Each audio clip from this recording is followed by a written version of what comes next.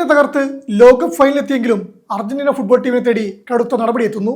വിജയത്തിന് ശേഷം കളിക്കളത്തിൽ അർജന്റീന താരങ്ങൾ ഉയർത്തിയ ഒരു രാഷ്ട്രീയ ബാനറാണ് ഇപ്പോൾ അന്താരാഷ്ട്ര തർക്കങ്ങൾക്കും ഫിഫ അന്വേഷണത്തിനും വഴി തുറന്നിരിക്കുന്നത്. അറ്റ്ലാന്റയിൽ നടന്ന ആവേശകരമായ സെമി ഫൈനലിൽ ഇംഗ്ലണ്ടിനെ 1-2 ഗോളുകൾക്ക് തകർത്താണ് നിലവിലെ ചാമ്പ്യന്മാരായ അർജന്റീന ഫൈനലിലേക്ക് മുന്നേറിയത്. ഞായറാഴ്ച നടക്കുന്ന കലാശ പോരാട്ടത്തിൽ സ്പെയിനാണ് അവരുടെ എതിരാളികൾ. എന്നാൽ ഈ ആഘോഷങ്ങൾക്കിടയിലാണ് വിവാദ സംഭവം ഉണ്ടാകുന്നത്. സ്റ്റേഡിയത്തിൽ ആരാധകർ നൽകിയ ലാ മാൽവിനാസ് അർജന്റീനാസ് എന്നെഴുതിയ banner midfielder Giovani Lo Celso അടക്കമുള്ള അർജന്റീനൻ താരങ്ങൾ കളത്തിൽ പ്രദർശിപ്പിക്കുകയായിരുന്നു. ഫോക്ലാൻഡ് ദ്വീപുകൾ അർജന്റീനയുടേതാണ് എന്നായിരുന്നു ഇതിന്റെ അർത്ഥം. അറ്റ്ലാന്റിക് സമുദ്രത്തിൽ അർജന്റീനയുടെ തീരത്ത് നിന്ന് 500 കിലോമീറ്റർ അകലെ സ്ഥിതി ചെയ്യുന്ന ബ്രിട്ടന്റെ അധീനതയിലുള്ള ദ്വീപുകളെയാണ് അർജന്റീനക്കാർ ഇസ്ലാസ് മാൽവിനാസ് എന്ന് വിളിക്കുന്നത്. 1982 ഇതിന്റെ നിയന്ത്രണത്തിനായി 74 ദിവസം നീണ്ടുന്ന യുദ്ധത്തിൽ 649 അർജന്റീന സൈനികരും 255 ബ്രിട്ടീഷ് സൈനികരുമാണ് കൊല്ലപ്പെട്ടത്. ആ യുദ്ധത്തിൽ അർജന്റീനയ്ക്ക് കീഴടങ്ങേണ്ടി വന്നെങ്കിലും ഇന്നും അർജന്റീനക്കാരുടെ മനസ്സിലെ ഉണങ്ങാത്ത മുറിവാണ് ഫോക്ലാൻഡ്. കായിക മത്സരങ്ങളിൽ രാഷ്ട്രീയ സന്ദേശങ്ങൾ പ്രചരിപ്പിക്കുന്നത് ഫിഫ കർശനമായി നിരോധിച്ചിട്ടുള്ളതാണ്. സംഭവത്തിൽ മാച്ച് റിപ്പോർട്ടുകൾ പരിശോധിച്ചു വരികയാണെന്നും അച്ചടക്ക സമിതി നടപടിയെടുക്കുമെന്നും ഫിഫ വ്യക്തമാക്കി കഴിഞ്ഞു.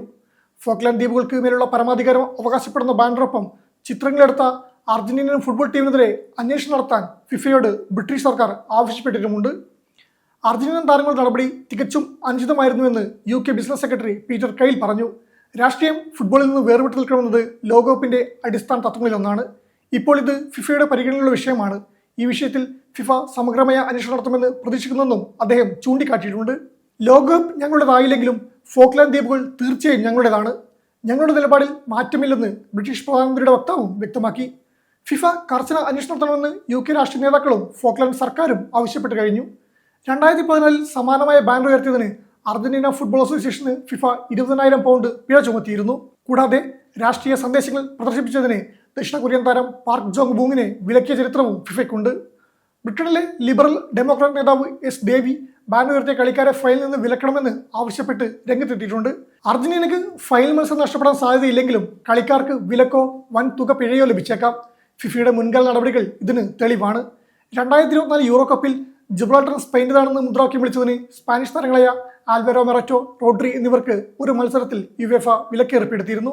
അർജന്റീനൻ വൈസ് പ്രസിഡന്റ് വിക്ടോറിയ വില്ലാർ റൂവൽ ബാനറിനെ പിന്തുണച്ചപ്പോൾ പരിശീലകൻ ലയണൽ സ്കലോണി ഫുട്ബോളും രാഷ്ട്രീയവും തമ്മിൽ കലർത്തരുത് എന്ന അഭിപ്രായമാണ് പങ്കുവച്ചത്.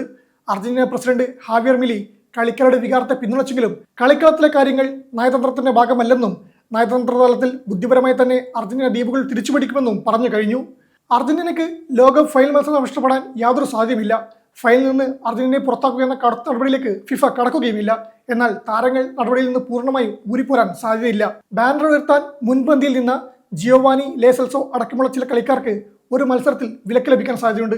അങ്ങനെ സംഭവിച്ചാൽ ഞായറാഴ്ച ഫൈനൽ പോരാട്ടത്തിൽ അവർക്ക് കളിക്കാൻ സാധിക്കില്ല.